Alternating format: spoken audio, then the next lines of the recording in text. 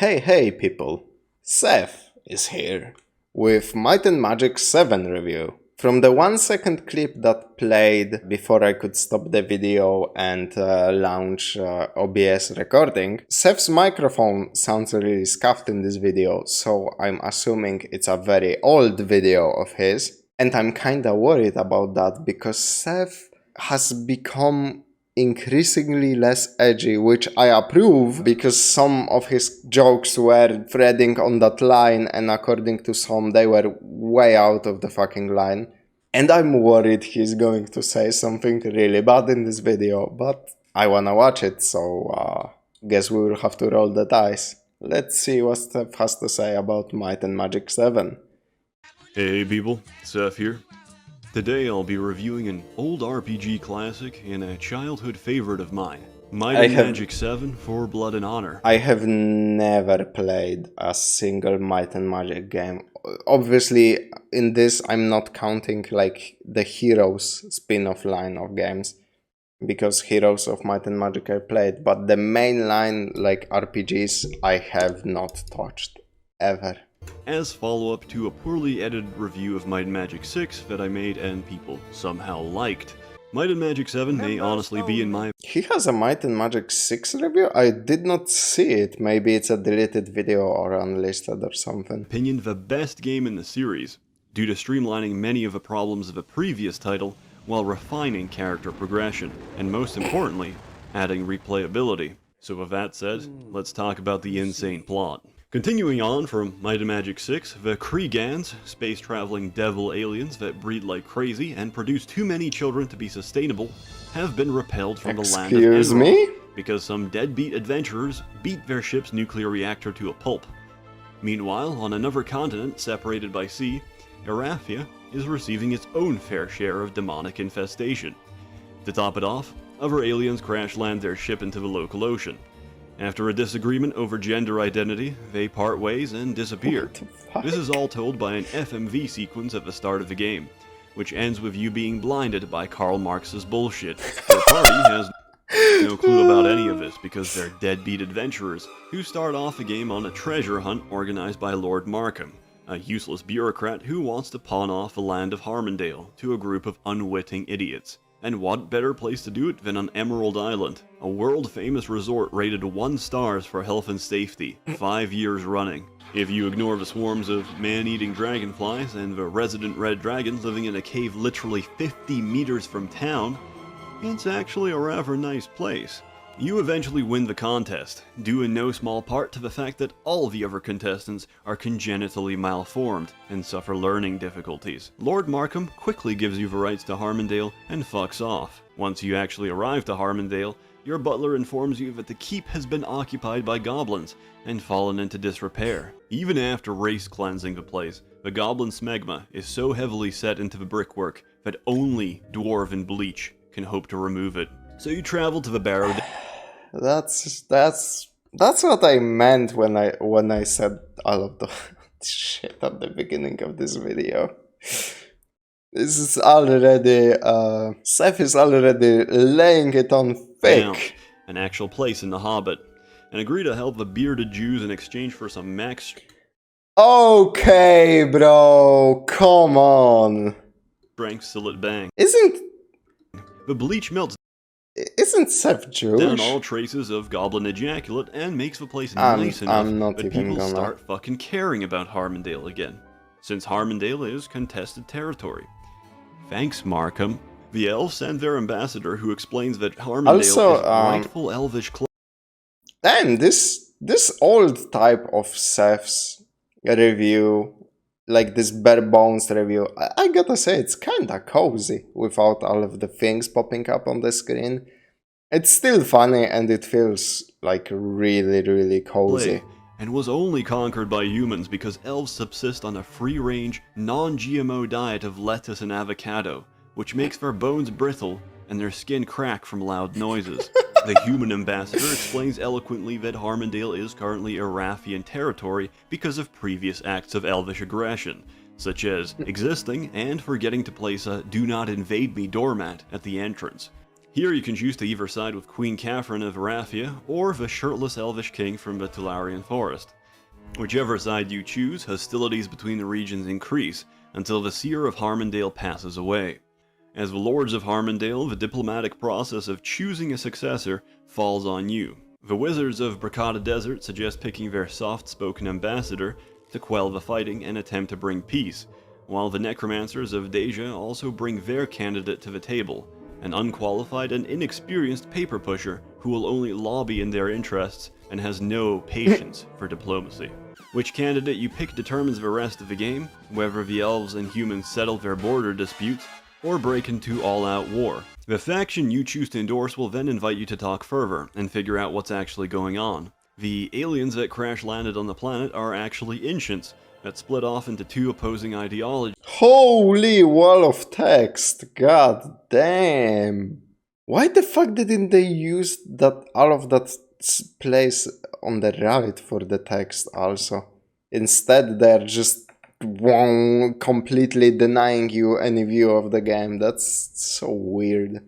Also, the story sounds really compelling actually. I mean, it has a lot of that go there, do that, back and forth fetch quests that a lot of games back then had to pad out the length from what I'm hearing. But honestly, sounds kinda interesting, like this warden setting. Group. You'll be tasked with sabotage, assassination, and subterfuge to foil the plans of the... Is he shooting a fucking firearm at them? opposing it. What the fuck? Bro, Tolberti just pulled out a Glock. What the fuck? I'm guessing that's just alien technology or something, but it looks so much like just a handgun. Once That's all this is completed, so the final funny. mission of the game is to literally get diving suits. I love how I love how the walls of text just keep getting bigger as he's progressing through the deep into the story. ocean. There at the bottom, you'll find the crashed remains of their ship, together with all the ship's security. If your party survives the onslaught, you can obtain the ship's control cube, guaranteeing victory for your chosen faction. The light side uses it to make a fucking Stargate that can dial other planets, while the dark side ending is pretty much what politicians and lawmakers think 3D printing is, with the leader using the control cube to print infinite copies of laser pistols, which he immediately tests on the follower, and everybody cheers. Might and Magic VII plays similarly to the previous title, with an extended set of possible races to pick, such as goblins, dwarves, elves, and humans, and new classes, including rangers, which are jack-of-all-trade archers, monks, who are second to knights in fighting ability but use their fists, and thieves, which have exclusive access to the stealing skill that's good for being permanently barred from stores across the game. Your party also runs by default, unlike in Magic VI, where you have to slam down the shift key all the time. Funny. The biggest changeover from 6 is that all characters now have skill restrictions according to their class promotion. What I mean by this is that in the game, each class has 3 possible promotions. So, for a sorcerer, that would be to wizard, and from wizard either an archmage, if you chose the light path, or a lich, if you chose the dark path. You need to progress through the game, perform difficult promotion quests, and pledge allegiance to a faction, before unlocking the true potential of your class strengths. For a sorcerer, this would mean that they could reach expertise in all elemental schools of magic, but will only be able to reach mastery and learn master-level elemental spells after their first promotion to wizard, something very critical for game-changing spells like Town Portal and Flight, which could previously be picked up and used from level 1 in Might and Magic VI, so long as you knew the respective magic type. In general, Grand Mastery of a skill requires you to finish your final promotion quest. Most classes can learn most of the skills available, but may be locked out from Mastery or even Expertise. The most extreme example of this is Alchemy, Grand Mastery of which is class restricted to a fully promoted Druid, meaning that if you want to make black potions, the best potions in the game that can confer permanent stat bonuses and cure nearly every condition, you'll need a Druid in your party. The game is shorter than Might and Magic VI and encourages you to at least play through both of the different sides, and thus try a different party of adventurers. Even if you pick a party of 4 monks, or something ridiculous, the game is entirely completable, as towns can be filled with hirelings and NPCs that can compensate for skills or spells that you lack, in exchange for some of the gold you earn. Because you can spacebar anytime to go into turn-based mode or switch into real-time combat, you'll find yourself plowing through dungeons very quickly with some experience. And there's a lot of fighting in this game. There's a reason they called this genre of all of the old RPGs, pretty much all of the old games, had so much fucking unnecessary combat, man, especially RPGs. Like, I love Final Fantasy games, some of them, but holy fuck, the encounter rate doesn't need to be that high for me to enjoy the story and the combat. Jesus. RPGs blobbers. You go from killing goblins to killing sluts to killing behemoths and titans, and all the sprite work is gorgeous, together with orchestral music written for each area. Might and Magic VII also added its own card game that you can play in taverns, and receive a generous tournament prize if you manage to beat all 13 innkeepers across the world. Archmage is incredibly fucking fun, and I love it that it's such a staple of RPGs to include a card game, mini game. Like, there are so many examples. Final Fantasy VIII had the weird card game. Witcher obviously has Gwent, and those are games across so many different years, of course, if you include Might and Magic VII. Requires you to pick and adjust your strategy to beat the opponent in time, with multiple victory conditions existing, such as building your towers to a certain height, reducing your opponent's tower to 0, or winning through attrition in long games by accumulating enough resources. Both players draw from an identical shuffle deck, so learning all the possible cards and how to play against them doesn't take long at all. To close off, Might and Magic VII is probably the tightest of all the Might and Magic games created in the series, and genuinely just a whole load of fun. It's a very comfy game as well, the type of thing you can play after work with a hot cup of coffee under the blankets. If you're interested in getting a copy, there's shared discs all over the internet, although I would personally recommend you get the goodoldgames.com copy of the game, since they repackaged it into a single installer that doesn't require the disc to run, and has the music files playing without the need for a screeching optical disc drive. I've also quietly attached a link to my copy. As always, hope you enjoyed the video. I'm no longer inactive because I'm doing my master's thesis for a whole year. Unfortunately, that means I'm in the labs all week and can't really do my old job at the same time. So, I'm making this my job. Seth is shilling out, and with your hard-earned dollars, you can pay a medical professional to avoid his responsibilities and delay starting a family. Ah, yes, the beginnings of SsethTzeentach's YouTube career. If you just want to leave it, how far did he go? If you want to go all out, I made a Patreon. It's a per video basis, so you only ever pay when I actually make something. So your money's safe. More stuff coming soon. Have a good one. Damn, did he go far from this. Like I said, this is fine. This is so cozy.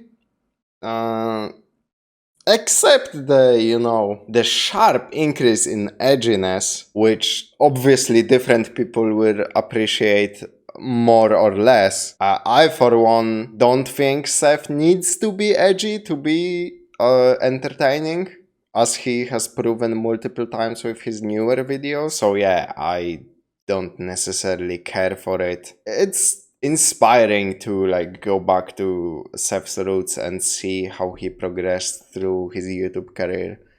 That's cool, and the review is good. The game is really interesting, actually. I wonder how cohesive the story is across, 7 different fucking games. I'm assuming it's like Final Fantasy or Shin Megami Tensei, like all of the really long-running series.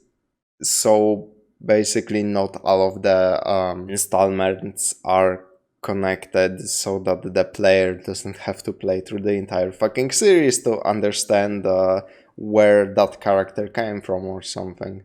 And yeah, it's pretty much all for today. A little bit of a shorter video, which is fine. I don't mind it.